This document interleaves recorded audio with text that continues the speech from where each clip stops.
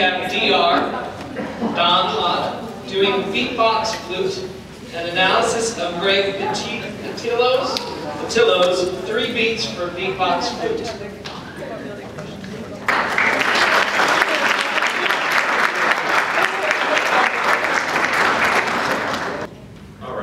Just kind of as a personal aside, this is a work and a composer that has been really inspirational to me, and is a lot of the reason that I am a musician today. He's a really great individual and just a great inspiration to me, so I'm really excited to be sharing about this today. So I think I'll start with a video, just a little bit.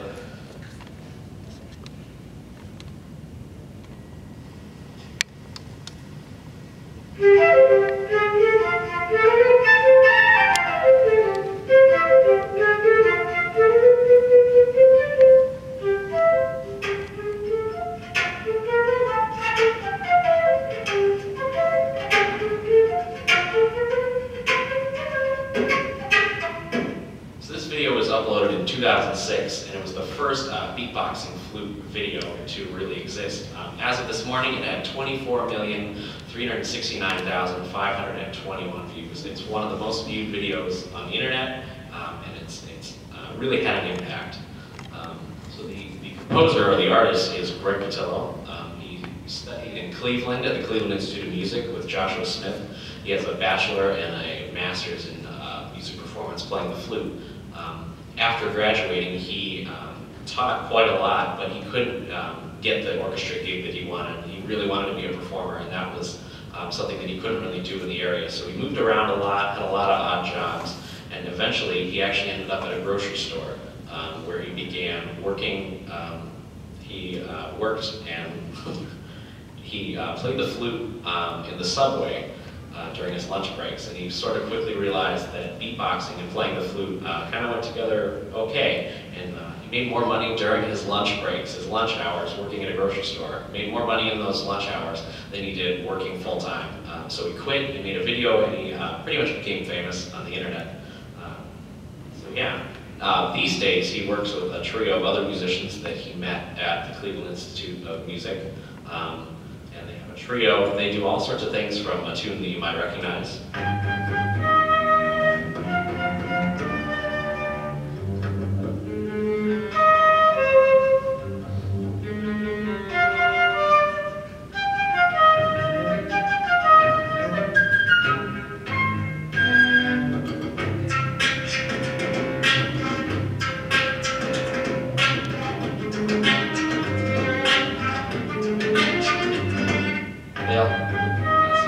They also write their own music, which this will stop. Okay. There we go. That works. Technology, everybody. They also write their own music. They have done a lot of works with orchestra. Greg Pattillo performed a concerto for the 3 of them with orchestras, and they're constantly performing, doing outreach programs. They do master classes for young people and professional musicians alike, and they're really passionate about getting their music out there.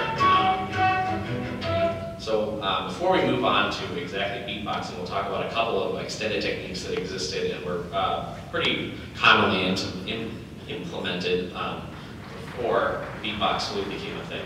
The first one is flutter tonguing, which a lot of instruments can do, and it's basically just rolling your R's while you play your instrument, which is something that I cannot do, so I can't really demonstrate that for you. But the second one is one that's been made famous by a lot of people, like Ian Anderson of Jethro Tull, the rock band from England, and he sings while he plays, and it kind of gets you an overdriven, distorted kind of flute sound. So this is what that sounds like.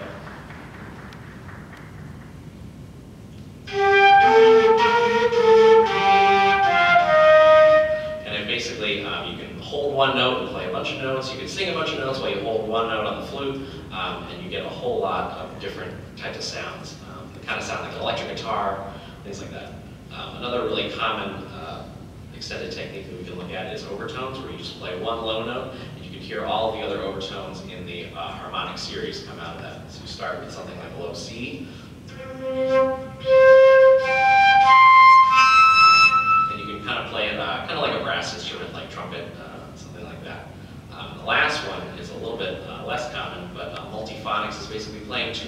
once. It gives you the basically the ability to play a chord.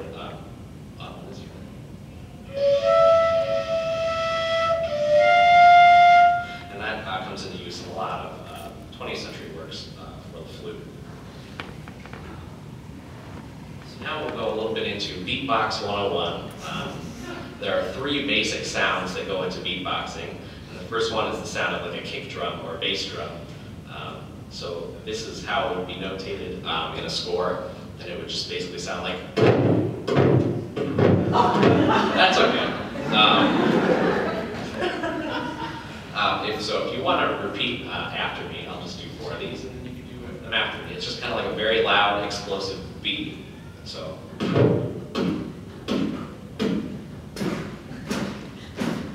Yeah, just like that. And in practicing that, you want to try and get as relaxed as you can. That'll get you a really low bass drum sound, and then you can have higher sounds. You can really implement that and sound like a whole lot of different drums. The second one, you want to sound like a TS, like that's just kind of like saying the word S. But if you get a little bit more percussive, just a that kind of sounds like your hi-hat on a drum set. And then the last one is the K. You kind of think of a word like curry, and it's just,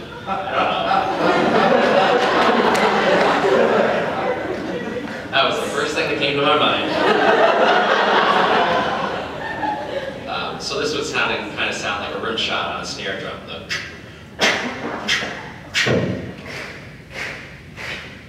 Yeah. So then if you put all this together, Greg uses a mnemonic device called Boots and Cats. So if you just say boots and cats. And then if you take the words out of that, you just get the boots. So it would be kind of notated like this.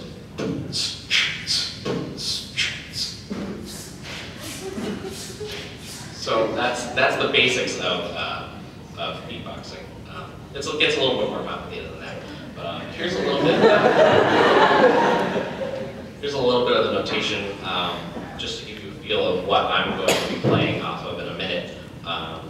It gets a little bit more complicated, as you can see. His work, 3 Beats for Beatbox Flute, also implements singing. So there's a voice line, a beatbox line, and the flute all happening at the same time. And then there's just an excerpt from the 3rd beat. So without any further ado, I will perform Greg Pattillo's 3 Beats for Beatbox Flute.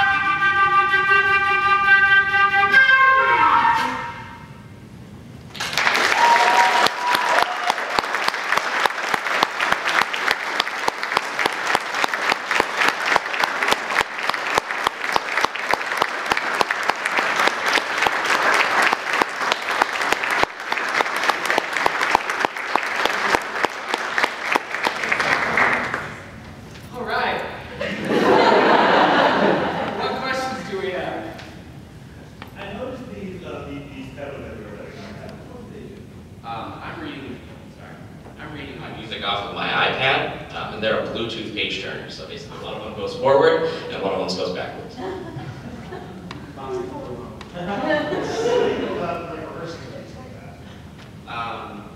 It's a lot of just taking one measure and playing the flute, and then doing the beatbox, and then playing the flute, and then putting it together, and just kind of looping it. After a while, it starts to kind of like make sense, but at first, it's a really foreign thing, especially focusing a lot on classical music. But it's yeah. One more. Did you have trouble developing the breath control to play constantly without any break? Yeah, that has been a real struggle. I focus a lot on how to breathe and how to breathe correctly. There are some of the beatboxing techniques that are actually inhaled, so that kind of helps. The composer does a good job of like writing beats that have those inhalations in them also, but it was a struggle, yeah.